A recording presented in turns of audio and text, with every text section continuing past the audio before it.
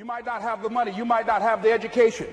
You might not have the support or the resources you need. What is that something that can keep us going, that will enable us to act on our dream? What's one of those keys that will begin to help us to discover the secrets to our dream? Here's what I want you to repeat after me, please, with power and conviction. Say, it's possible. It's possible. That's all I want you to do when you look at your dream. Just say to yourself every day, it's possible. Just say that every day to yourself, it's possible. Because what does that do? See, it begins to change your belief system.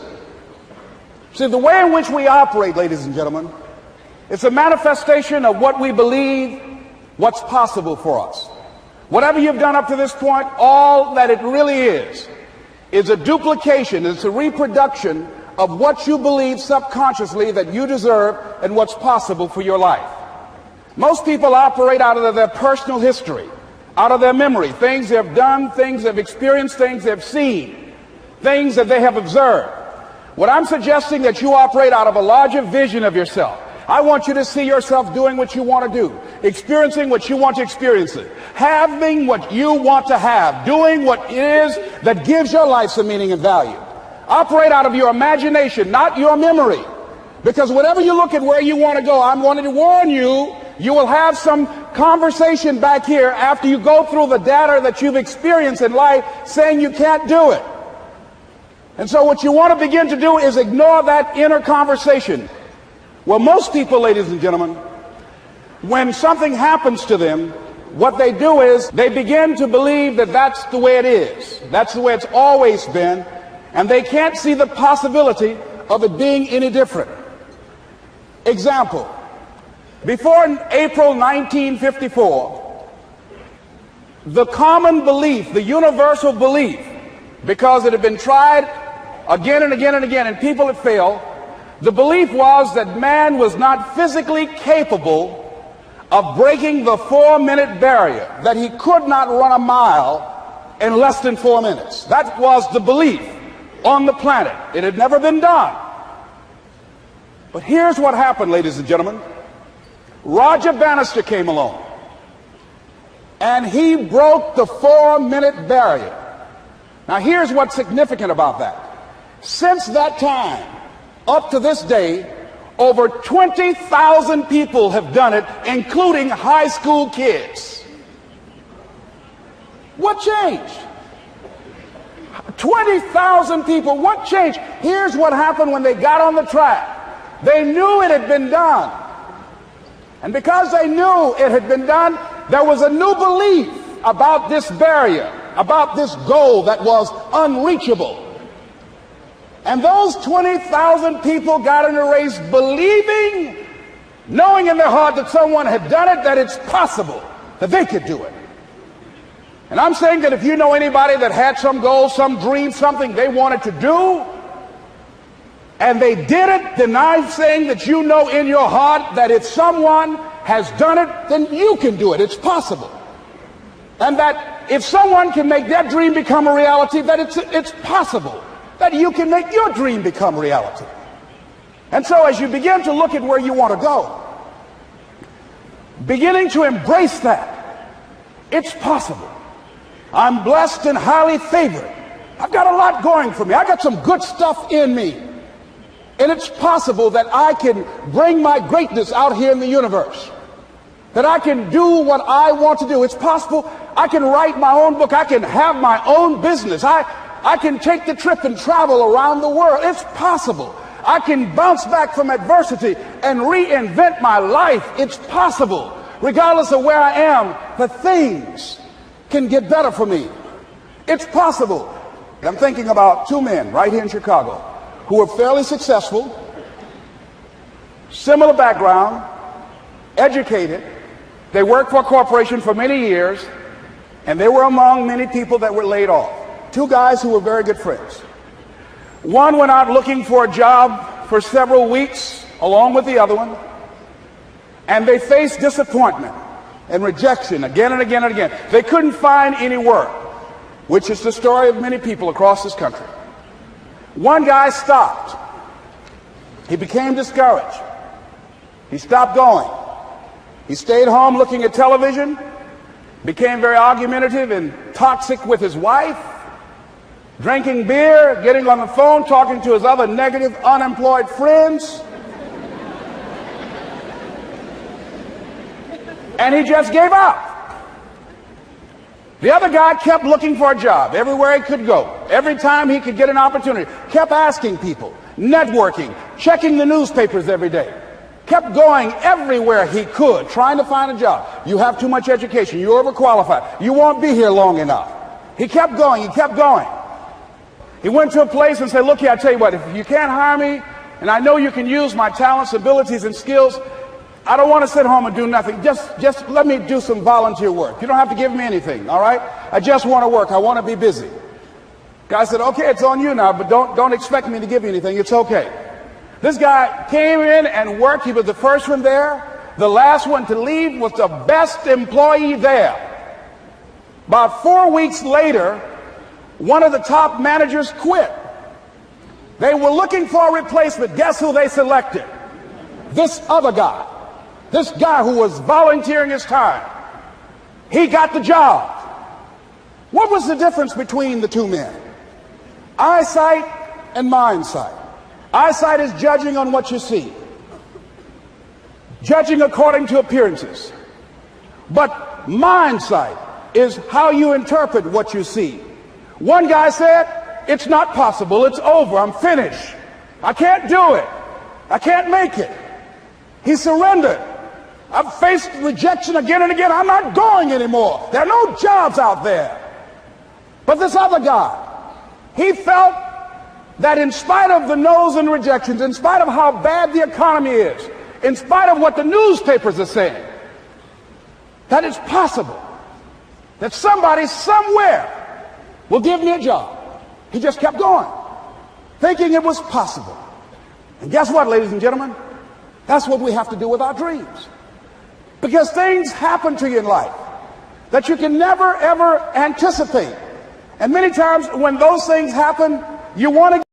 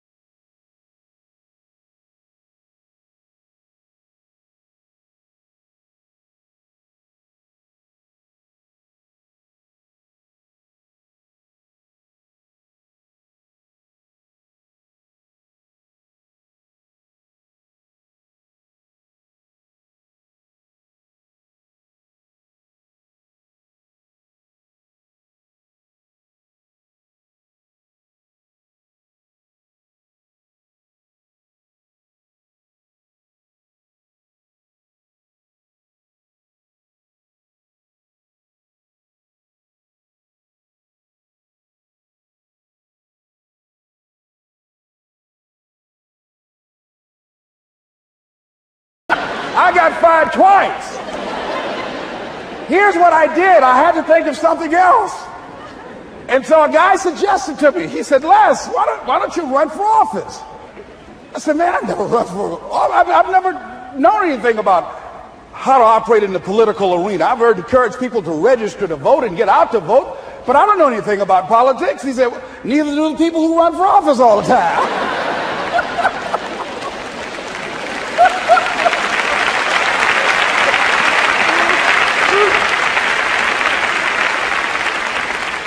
So I ran. Now here's what I'm suggesting. I ran. You got to do what you can where you are with what you have. I didn't have any money. I didn't know anything about the political process. I didn't even have any support. But here's what the guy told me. It's possible you could win. That's all I had. I was running against an endorsed candidate. He was an incumbent. He had the newspaper support, all of the leadership in the community, and I was challenging this guy. So I had a saying when I was on radio, stand up for what you believe in because you can fall for anything. And I would go door to door. I have my kids on one side of the street. I would be on the other, and I'd knock on doors. Hello, my name is Les Brown. Tell everybody I'm still standing. They get on the phone. Child, Les Brown was to my house today. You know the boy on the radio with the big mouth? Yeah, they found him, honey. Say, he's still standing. See, I'm saying just keep moving. Don't start feeling sorry for yourself. Don't spend time blaming and talking about what happened to you. See, whatever you talk about, that's what you multiply and expand in your life experience. So don't talk about stuff unless you want it to keep on happening to you, all right? So I got in that kind of action.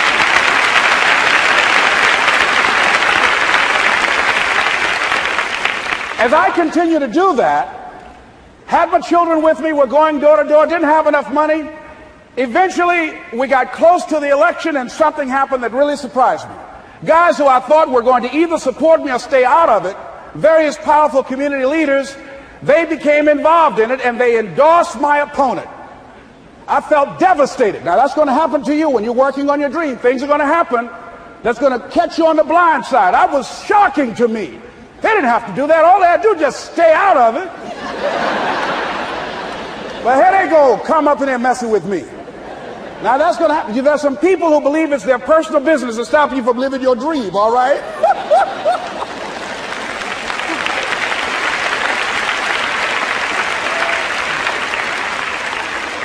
But I didn't deal with that. You want to make your dream come true, you got to stay focused. Some people rather get even than get ahead. Stay focused on where you want to go.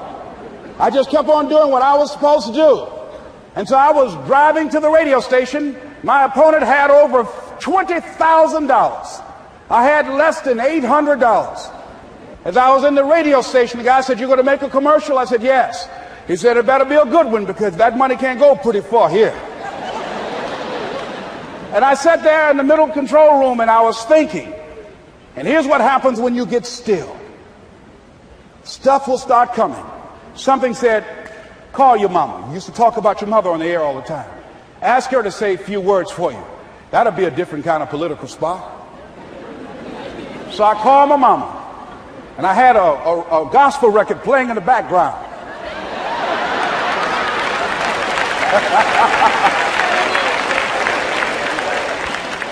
And then I had my mother say, "Hello, this is Mrs. Mamie Brown. When I raised my sons, I raised them to be good children. When they got out of hand, I beat their behind and made them go right. Please vote for my son. He's a good boy."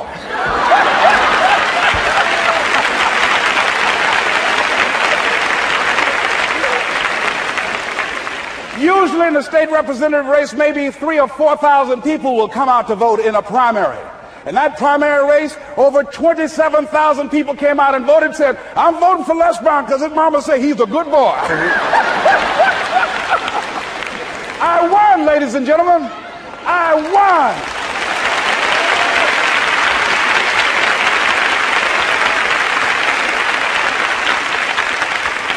So you've got to be willing to stay focused, to be creative, to be relentless, because things are going to happen to you when you're working on your dream, when you get on track. I remember when I first got involved in speaking, one of the main things that speakers like to do is speak to a certain association that they have over 10,000 of their sales reps had come to this convention. And I was relentless. I kept saying, "It's possible. It's possible." See, what I wanted to let you know and set you up for, because you said it's possible, don't mean that you're not going to have any problems. That Murphy's Law ain't going to come and slap you side the head. Oh, Murphy going to come visit you. He's waiting for some of y'all out in the parking lot. Oh, you say it's possible. Okay, it's possible. You better get up. Well, I was working. I kept saying it's possible. They got other speakers on this program. I can be on that program too. I kept selling myself. I got all fired up. And I was calling them every day. And the lady finally said, "Mr. Brown, I tell you what, we want you to come in and talk to our sales executives. You got the kind of fire and guts that they want, that will motivate them. And let me tell you something else. We want you to bring your motivational tapes. You're going to need at least $50,000 worth of tapes." I said, "Is that right?" "Yes, because they want to keep that drive alive." I said, "All right." I called the guy to duplicate my tapes. I said, "Don, how you doing? This is Les. Let me tell you, I got a major speaking engagement." I said, "Man, it's a speaker's dream. I need over $50,000 worth of product." He said, "Les, you don't have that kind of credit." I said, "I know, but Don, I can sell that. Just right after speaking engagement, I'll give you your money in 4 days." He said, "Are you sure, Les?" I said, "Yes, but I got a major speaking engagement and they told me to do it." He said, "Man, that's a big order." let me talk with the lady with you. I said, hold on just a minute, man. Call the lady back. Hello, Evelyn, how you doing? This is Les Brown. I got Don on the phone. What did you say? Do I have the speaking engagement? Yes, you do. And what else you suggest? Les, our people, they buy a lot of tapes. Your tapes are very popular among them. I'm saying bring at least $50,000 worth of tapes, Les. You'll sell everything you got and more. I said, did you hear that, Don? He said, yes. I said, now, if anybody else has to make a decision, are you the final person? She said, I'm the final person. I will send you the contract. I want you. I said, you hear that, Don? He said, yes. I said, oh, ye of little faith. I said, duplicate the tapes, man. Hung the phone up. Well, he duplicated the tapes. 1 week came by. I'm checking the mail every day. No contract. I said, come on, Murphy, don't start nothing, man. Come on. Come on, man, give me a break. Come on, you know, this ain't fair. Come on, man. Give your boy a break. Come on. I talked to myself, you know. I didn't want to call him right then. 2 weeks passed by. Murphy said, don't you think you ought to call him? I said, okay. I called. I said, hello, this is Les Brown calling. How you doing, Les? I said, fine. I said, Evelyn hasn't sent my contract out yet. Any additional information you need? So, Les, you haven't heard? I said, no. I said, Evelyn died. I said, she died? I said, did she say anything about me?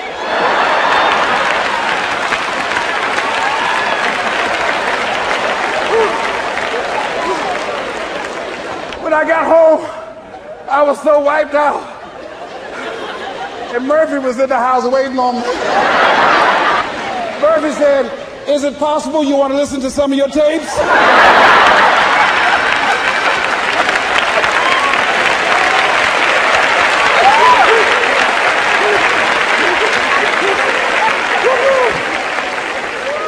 But ladies and gentlemen, here's what I had to do. I had to begin to focus on what was the solution. That this was not the only place that I'll be able to sell those products. And as I began to challenge myself and got some help and support and some other input, I eventually did. It took longer, but it was challenging. But I did it. Repeat out to me, please. No matter how bad it is, or how bad it gets, I'm going to make it. I'm going to make it. Shake somebody's hand on your right and left and say, you got that right.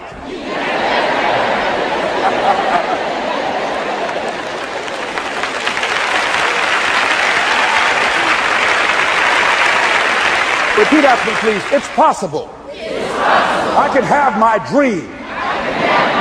I can get what I want. I must be creative and never give up. Now, let me share something else with you, ladies and gentlemen. When you know within yourself that there's something you want to do, and I believe that all of us were born with a purpose, that all of us have something that we are supposed to do, that all of us have some goodness within us, and that goodness gives us a responsibility to manifest our greatness. And when you know that, you can feel it in your guts, and you know that you're deliberately operating below your potential, you've gotten comfortable. You stop expanding, you stop stretching, you stop challenging yourself. Let me share something else with you. Not only is it possible for you to have your dream, but it's necessary.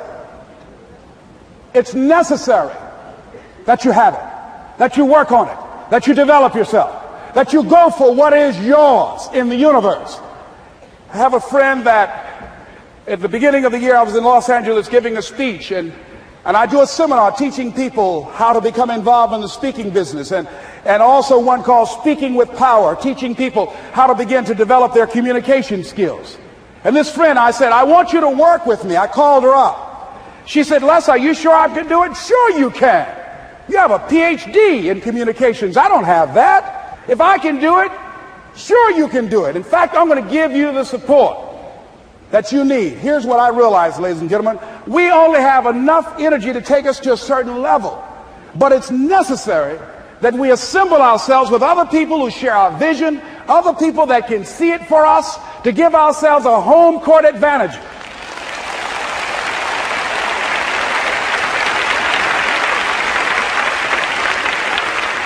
So it's necessary that you seek out other people who think like you, who are growing, who have decided that they are not satisfied with where they are. See, I don't believe that necessity is the mother of invention. No, necessity, in my opinion, is not the mother of invention. Refusing to accept things the way that they are is the mother of invention.